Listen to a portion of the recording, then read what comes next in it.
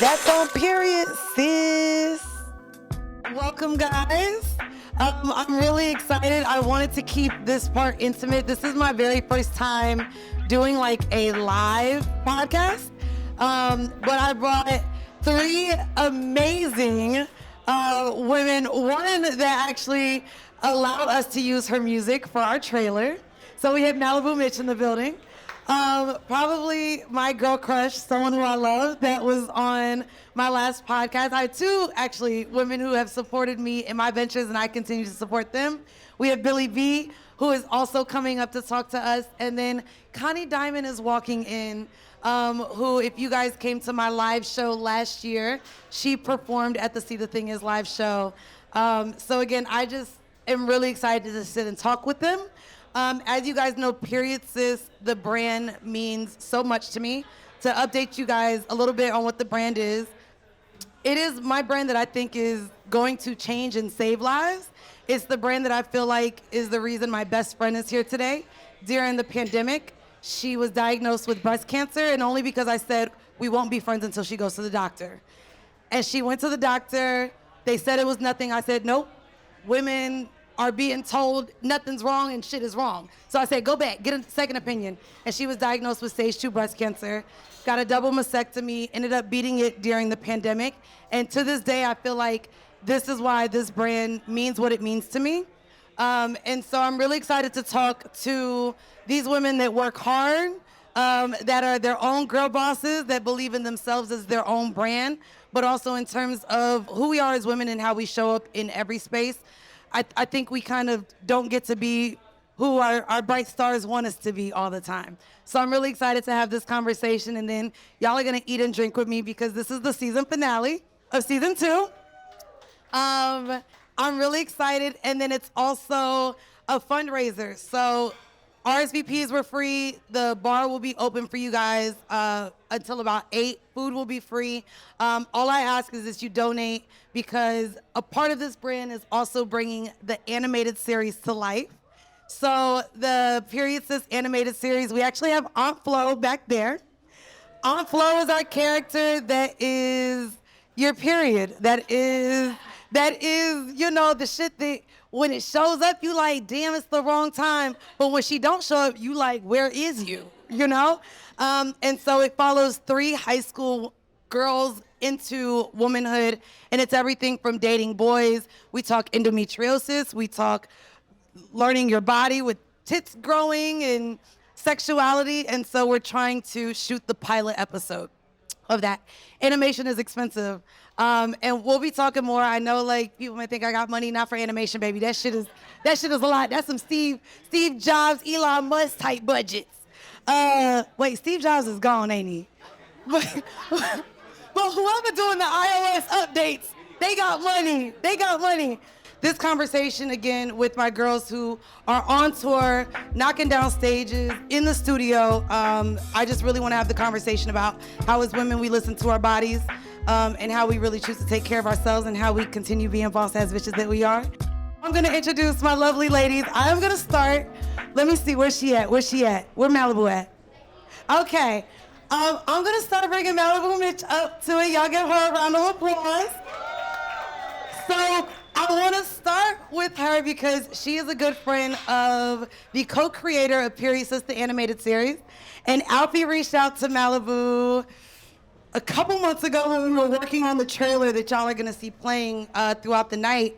And her debut song in 2018, Give Her Some Money, that was produced by a hitmaker. Yeah. We ended up reaching out to her, and she said, yeah, y'all could use the record. I reached out to hitmaker, and he said, absolutely. And so just to have the backing of my first kind of project and getting people to be like, yeah, you could use this record. We love that you love it. So we hope that y'all give us some money tonight, too, for this project. Yes. But thank you for coming. No, of course. Thank you for having me. Oh, my God. She has so much coming up, too, and we'll talk about what we can't talk about. Yes. The next lovely lady coming up is my girl crush. I love her. Met her interviewing on See the Thing Is podcast. But she's just also been a star in my eyes. And she has a record currently right now. Let me tell y'all, because she working with the white people, y'all. I was like, oh, hey, don't be spitting stuff out. So Just a Girl, featuring Hayes Warner, is currently out, and she has an album coming called Better Later Than Never. Y'all give it up for Billy B. And do y'all see that? She's my girl crush. Oh my goodness. Oh my goodness. Oh my goodness. Hi, Andy. Hey. And then last but not least, she know I love her. I be guessing all the time. Also someone who met very early on in her career, and she's now taken the goddamn internet by storm, the music industry by storm, New York by storm. Connie Diamond, who I also met interviewing on my last podcast, but who also came and performed live at City Winery last March with me when I was on tour for a sold-out audience. But see, the thing is, y'all give it up for Connie Diamond. Wow. Wow. Okay, so I guess we'll start with a little bit with what you guys been up to, because again, you got a microphone. Hold on, we got to get Connie a mic. Where is it at? Hey, it's in between them cheeks.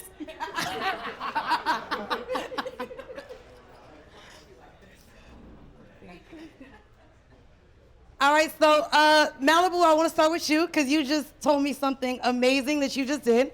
You just performed for the Black Music Moguls in Atlanta, and you did Left Eye's verse with TLC for Waterfalls. Yes. Got a standing ovation from Tip. What was that like? Because I know, like, where you're at with music, you got a lot coming up, but what was that experience like? I think out of a lot of the things I did, that was probably like the one that like touched me, like, you know, low key, because I grew up listening to TLC. So Same. to do something like that, and then like Chili told me I did the best performance of Left Eye that they've ever, you know, did. So I'm just saying, there's been that a was lot. like a huge shit. I tried my hardest. First of all, that verse was insane. So Waterfalls, y'all gotta go back and listen to it. That was insane. I was tripping up over my words, and you know, I'm from the Bronx, so we got like a Spanish accent.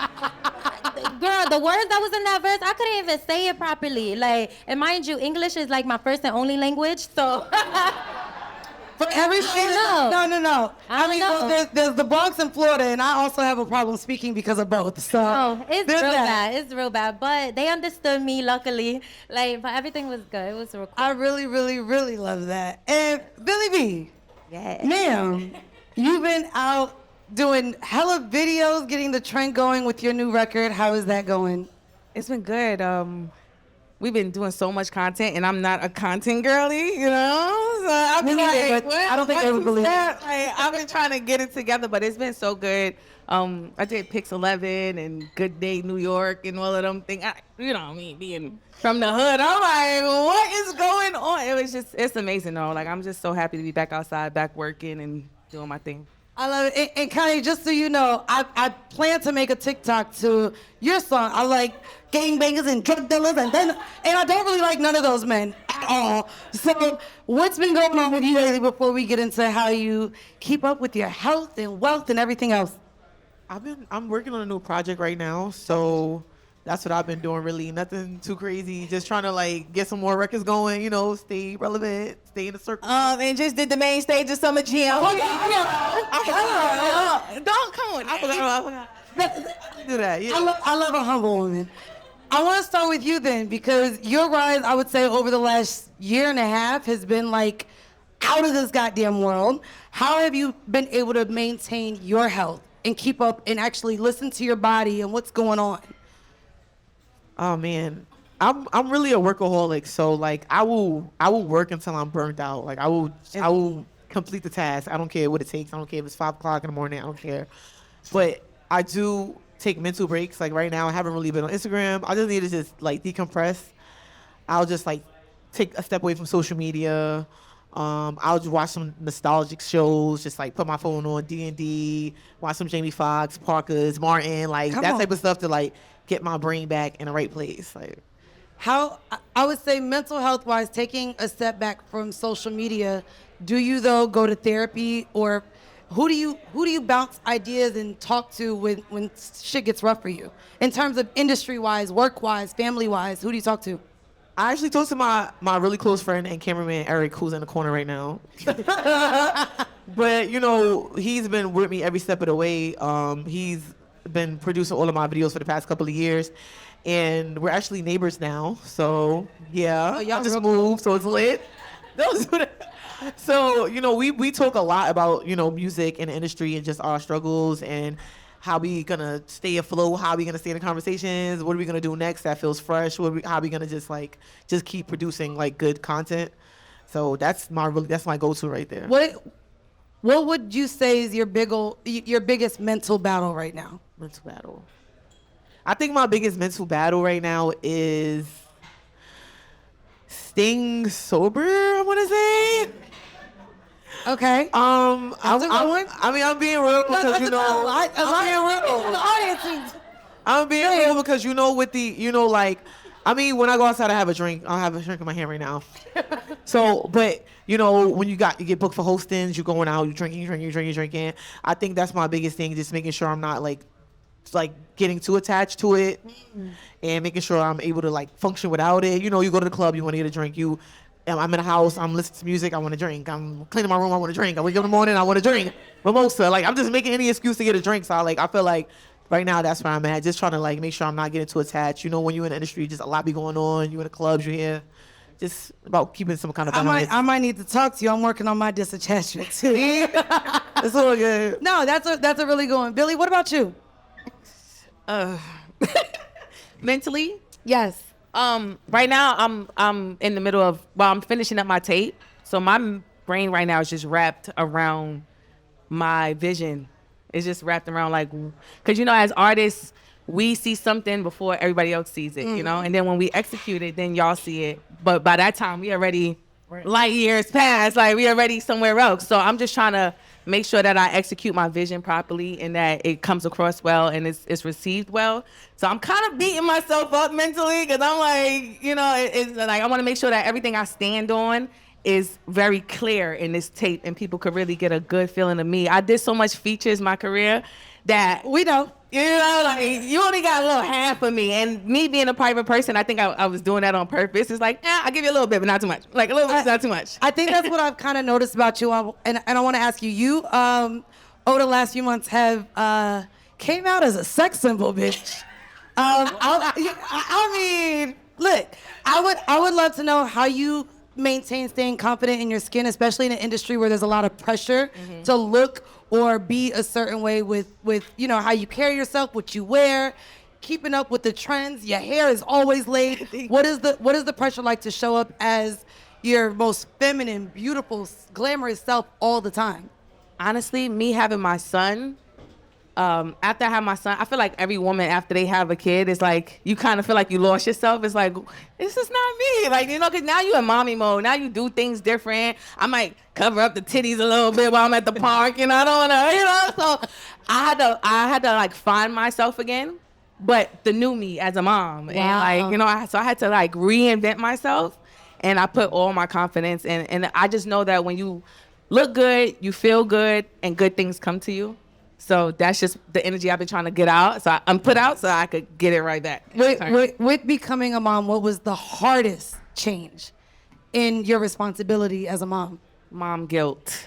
Mom guilt. Mom guilt is the hardest thing. I could do everything. I'm not good at multitasking, but like Connie said, once I'm focused on something, I'm going to get it done. I don't give a fuck how we going to do it. I'm going to get it done, But the mom guilt of me feeling girl, you really in the club right now? And your son is 2 years old? You really in the club, and then I gotta remind myself, well, I'm not in the club shaking ass. I'm in the club. No, you probably are still shaking ass. So I had to really I had to make myself understand that I'm doing it for him. I'm not just outside doing this for myself. I'm doing it for my son, and something that I'm doing right now could change our lives forever. So it's just put that mom guilt behind, because when he 15 and he went them Travis Scott Jordans and he took him, Mom, I want a G-Wagon, if you can't get it, you the worst mom ever. So might as well hurry up and get rich now. I'm not gonna lie, a 15-year-old asking for a G-Wagon is insane. I already saw what the proms look like. Right now, they gonna ask for flying cars by the time he get to go on the prom. I don't want nobody to talk about me. Yo, my mother left me in the hood. Never done. Now, you know, the kids that they really go through it, they love to exaggerate, drag it. I'm like, boy, you from New Jersey. You ain't even from the hood. Now, I want to talk to you because how you show up is so authentically New York, but also you. I haven't seen you shift in the way you show up with your dress, your style. You're like, this is me. Your sound is so different. How do you maintain being authentic to who you are in an industry that probably wants to make you change or shift into what they want a star to look like? Low key, it be like, I'm already myself. Like, I feel like I've always been myself. I never like put too much pressure on myself. Even with like dropping music, I've been locked in a contract for 6 years. A lot of people don't know that, and nor will I get on the Instagram or Twitter embarrassing myself. You know, so I just no seriously. A lot of people when something doesn't go their way, they run to social media, embarrass themselves, then boom, your career is gone. So I've been rapping for a long time to understand that and know that because I've watched my peers do that to themselves, you know? And especially in this industry, it's not cool to get on and rant about anything, you know? Who? So I'm a rant. yeah, but And listen, no. My homegirls call me and be like, bitch, don't do it. She did it. you see, I'm one of those friends that I'm gonna sit back and be like, ooh, girl, you should never did that. But I'm your friend, I'm gonna support you, but goddamn, girl. Like, you know? Do you have friends right now in your circle? I think that's another thing in this industry, keeping women around that really are your friends, that aren't jealous, that want to see you succeed. Do you have a circle right now that you feel like you can lean on and that's there for you? I lean on my homegirls and I lean on my family. Like, I learned with the industry friends, I'm like over and past that, not for nothing. But yeah, I'm just like, I stick to myself, my core friends that's been there for me since I've started rapping, and they keep me balanced, and my nephews do too. So I know I don't have no kids yet. I'm looking for a baby father. Somebody out there. Connie, so I wanted to talk about that. I know myself and a lot of my peers in here, we are headfirst into our careers, our businesses, and don't have kids. So this is, Billy, we gonna sit you out of this one. But I do want to ask you ladies the pressure that you feel to have a baby, to maybe get a man, or where the industry sees your value is as someone that's only focused on maybe your career right now and not family building. I mean, I don't feel the pressure to have anything, to do anything. I don't know what's going on. I don't feel no type of pressure. Not society or anything, no? Nah. When I'm ready, I'm gonna do the zoo, and we gonna. I'm gonna do it. Crazy. But I don't feel no pressure. I'm really in a space now where I'm like, I won't let I've been like letting so many opinions like jeopardize what I like, how I want to move and what I want to do, and I really don't give a fuck right now. Like I don't care what nobody thinks. That's why I be ranting on Instagram. Because I don't care. What about you? Do you feel the pressure? You said you're looking for a baby father. This guy. Yeah. That was a little joke. And y'all got it and y'all laugh. But I am not gonna be a baby mother. I'm gonna be wife. But no, not at all. I'm 33, so okay. And I just got out of a relationship for 6 years. So like, you know, I dodged a bullet with that one, and I'm just no, for real. These men be baby fathers. They do not be husbands or fathers. It's a difference. This is where I want to take this conversation a little bit before we get out of here, especially because we are quote unquote modern day women. Y'all see the quote unquote, but I wanna go down the line because again, what you just said is interesting because you do want marriage, you do want a child. At 33, do you feel like you're battling the biological clock of having a countdown work against you in terms of when you can get those things? No, I don't believe that. I feel like times change. Like, so when we were, like, our parents, they had to worry about that because of dieting and stuff they were eating and the workout culture. I be working out. I take care of my body. Like, you know, like, I drink smoothies every other day. Like, she's so LA right now. I work out. Like, so no, I don't look at stuff like that. That's not like an issue. I don't think at all. But finding somebody, I think that is the issue, you know, that have the same core value as you and then morals. I think that when people see me, they be like, oh, all right, she a little baddie. Like when they see my Instagram, she a little baddie. No, I be at home reading books, yeah. But also that don't get you a husband either. So go outside. It don't. Go outside. Go outside. Wait, my mother always told me, like, you want to find a man, go to Home Depot, go to the library. Yeah, because the man at Home Depot, he building up. He working on something, girl. So, yeah, I'm trying to figure all that on our out. studios. Make sure you go to Home Depot. They be outside Go to Home Depot right after this. Billy, I would say for you as a mother now, and again working towards your career, how do you feel like being a mom and focusing on your career affects your dating life and affects how you show up with men? Oh, I don't date. Me and my baby father been together for 11 years. Wait, but baby father. Yeah, and she's my baby father because we had to learn each other. Y'all be, getting with these guys. Oh, yeah, I need a ring. You don't even know this man. He a whole serial killer. You don't even know him. Yeah, wait, no. You've been with him for 11 years. Got a baby bio. Listen, we just had the baby. The baby young. But we was together for 11 years before this, doing the music thing together, And then pandemic came and my ovaries was busting. And then I said, you know what, child? I thought the world was ending. I said, let me just have my kid. I'm not going to do the extras. The world is ending. I can't even drop no music right. I can't perform no The world was ending. So I had my baby. And then the world came back. And then I got back in the studio. It was all that. I want to ask you as a woman in a long-term relationship, the pressures to have a ring. Also because the conversation around a woman's value is around being a wife and a mother. Yeah. And if you ain't both, they're like, who the fuck are you? Oh, girl, I'm going to tell you who I am, huh? What? That rich lady sitting there with her baby. Here we go. So, as I got old, I still want marriage, wedding, but you want it to be a dream wedding. And we always said that, like, we ain't going to do it. We're going to do it right, Okay. But then I was like, boy, how right you didn't want to do it. It's been years and years. And then now that I got my own coin, because he was holding me down in the beginning. I say it all the time. Now I got my own coin. I'm like, we could go 15 more years and make sure you real one. Because I want to sign you off to my stuff. And then you got to take my royalties and shit. I'm getting royalties now. What the fuck? Like, you ain't right there. Like, I need my shit. You wasn't with me in the studio, right? Listen, it gets serious as as things as paperwork get into it. You'll be like, hold on, so I gotta pay spousal support if you don't. So you could not work, and then I gotta pay you. No, I'll be honest. I think that's where we all are with this modern word. Is that as women we are getting to the bag, we're having it, so we are expecting more out of men.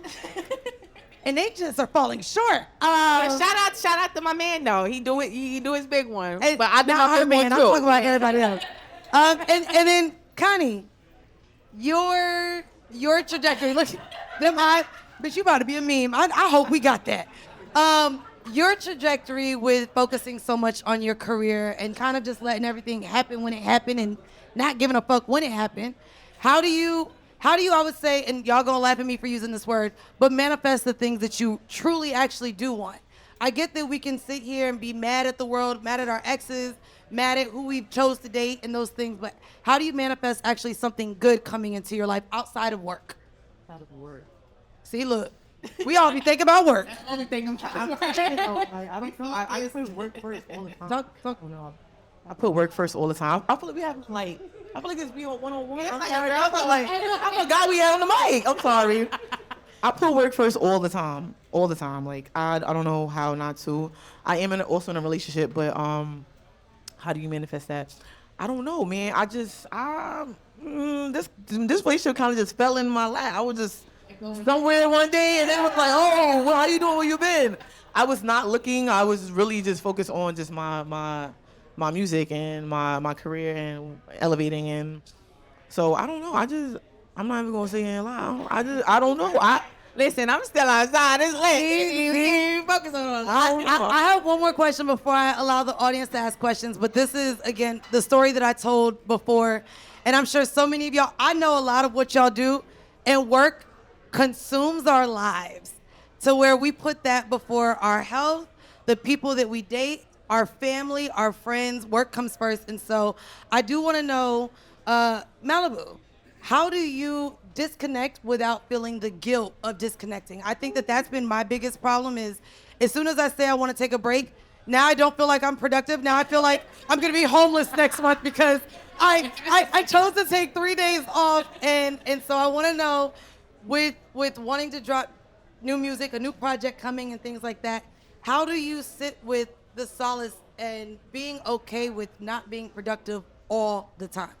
I love a good break, so I don't feel that. Like, if I would could like take to- time off, I would enjoy it. Like, so these 6 years, I wasn't annoyed. I was just chilling. Like, Okay. so I'm probably like the wrong person to ask that, because I love a peace of mind. What? Don't give me too long, because then I'm gonna take it and run. I'm a Pisces. Y'all Y'all know eat, don't eat, y'all know and we not eat. doing Taurus like the Yes. too. Billy B, what about you? Honestly, to disconnect, the other day, right, I laid down and I put my phone down and I meditated. For how long? For 3 hours. Like my eyes were closed, but my brain was still Girl, that's awake. a nap. I was trying to take a nap. My brain was working, like my brain was in overdrive. And then I laid there, I prayed, and then I just started talking to myself. I started evening things out. I started organizing things. That was like the greatest. I woke up after my nap. Because I did fall asleep after that, but I woke up and I felt so rejuvenated and like my battery was recharged and I was ready. I think I just needed to speak to God. Wow. So I spoke to God and he said, get your ass up, girl. We got some work to do. And Connie, same question to you before we allow the audience to ask you ladies some questions. Right. How do you decompress? How do you not feel guilty for stopping to work? As again, I still don't know the answer, so I love to know women that every time I look up, they on a stage, they in the studio, they at a club, they're working.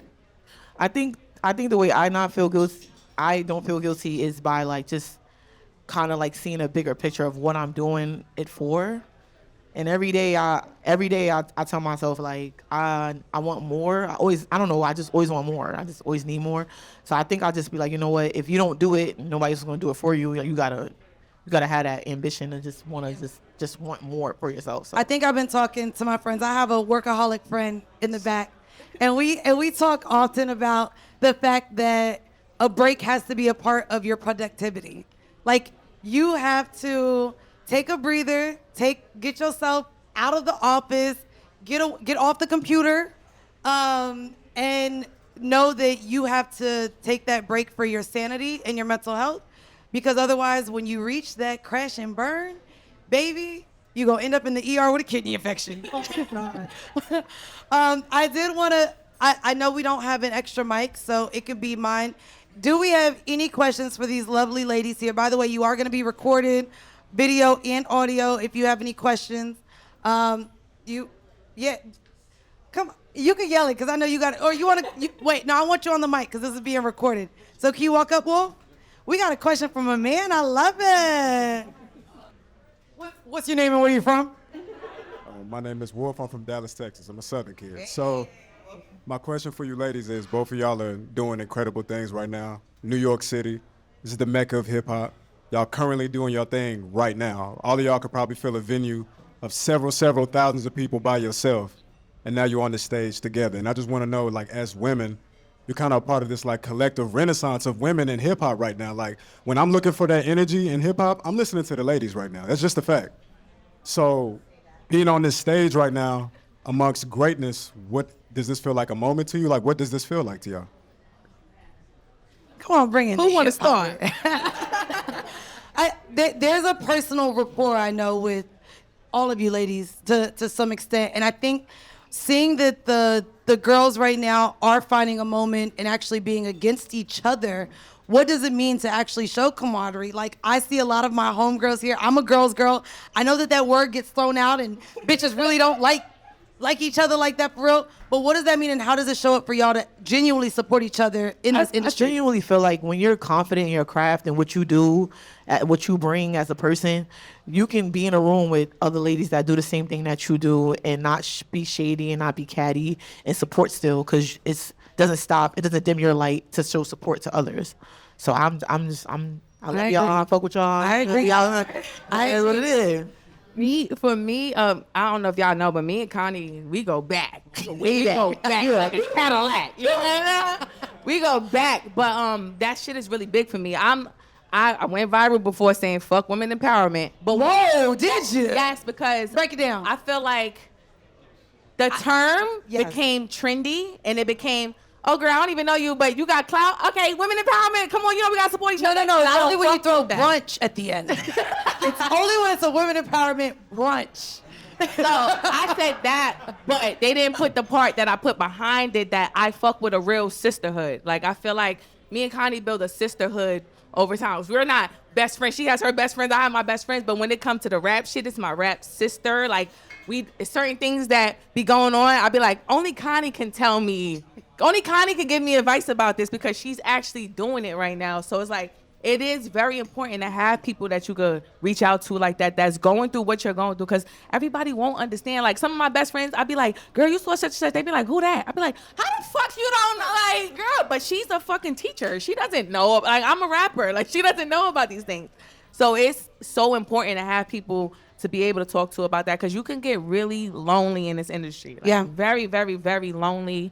And sometimes you make yourself lonely because you be like, oh, bitches is stealing my shit. I don't want to give too much. I don't want to, you feel me? I can talk to this bitch. She went and did the shit that it gets, your brain starts going crazy. Because it's like, this is your dream and it's your passion. But I'm so appreciative of people like Connie. I just met Maliibu, and I'll support you the same way. I love it. I'm just one of those people. I know what is set in path. I know what I'm supposed to do already. I have my talks with God, when I'll be meditating. I know what I'm You be napping. So I don't feel the need to have to stop, and I'm not in competition with nobody. I'm doing me, and I want to see everybody else do them, and I'm here to support and help in any way. Amen. I agree. No, I feel the Definitely. same to add on to what she said. I feel like it's a lot of that stuff being thrown around. Like, I'm a girl's girl, and just because it sounds good for Instagram, but a lot of women, we naturally are catty, And I feel like, especially when you're in the industry and where it's multiple women doing the same thing, it's hard to find a friendship in that, because then it starts to become like a competition. And it's weird because, like, I feel like the men, they link up, they throw picnics together, they have little outings. Picnics at? Yeah. I ain't gonna hold up. Hold on. They throw little picnics together. Like, I ain't get that invite. aye. They had Port Great War this summer. Yeah, they throw their little picnics, right? But they, like, the men, they embrace each other in this industry a lot. Yeah. And I really wish that it was more of that with the women, that actually behind closed doors, not linking up and beefing with each other, really not liking each other, but then we'll post the pictures after to make it look good. I don't fuck with a lot of that. So, like, that's what a lot of it is. And I'm really a girl's girl. Like, if I fuck with you, I fuck with you. Like, but I gotta understand that it's all a business at the end of the day, and some people do look at it as a competition, and you can't put your feelings into it. But again, I'm a Pisces, so if you know any Pisces, we put our feelings into whatever. Like, if I call you a friend, you a friend. That's it. So it's figuring that out and how to navigate that. So yeah. Mm-hmm. I will say, I don't know how I still like men, because I should be lesbian. My friends have been my core. Like, I love being around women, the energy that they give, and when they truly support you, I don't think there's nothing more powerful than a woman. And what's crazy is, and again, why this platform is here, we deal with so much behind the scenes. Again, with our health, with the pressures of society, with how we show up in a space. I know even in this podcast space, just like the rap industry, is very much male dominated. And so keeping the sisterhood, showing up for each other, and talking not only about business, but I urge all of you to talk more as well about what's going on with you health-wise, because you'd be surprised. A lot of people are not just struggling in silence, they're looking and hoping to, and just know that it's not only them. So I love the three of you guys so much, and I appreciate y'all for coming here. Again, Period Sis and what this brand means. Again, it's all about sisterhood, all about womanhood, the power that we really and truly have. And again, continuing the conversations of love and support. And so, y'all, I want to make sure that y'all go down and have a good time tonight. Again, thank you guys for pulling up to the season 2 finale of Period Sis. Thank you for having us. To share the microphone with these ladies that are doing really, really big things. And I'm looking forward to celebrating and partying with y'all all summer, because I'll be here in New York. Nonetheless, again, I want to shout out to Jack Daniels for sponsoring this event, and Candle 39 for this lovely, lovely space. And again, there are nothing but amazing people. This is curated specifically. So please talk to everybody. Everybody in here can connect, partner, collaborate in some type of way. So please, I urge you to not leave here without a number. Fellas, this is not for y'all to shoot your shot, but please do not leave here without a number and collaborating with the amazing people that are in this room here. And thank you guys, season 2. It's a wrap.